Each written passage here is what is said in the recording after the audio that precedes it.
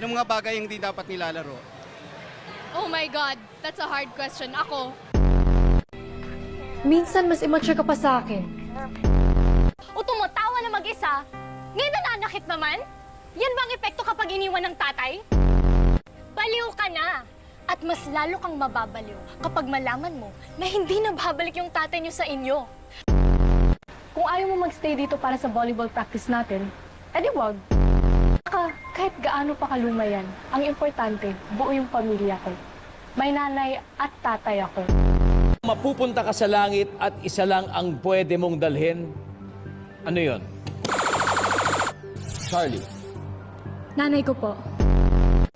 Just know your place, Pesa. Oh, I know my place. Dito, para inisin ka. Di pa naman siya taken, no, bro? Bakit? Gusto mo siya ligawan? Shock! Maid.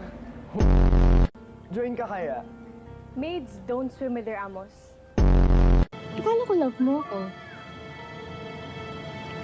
Diba?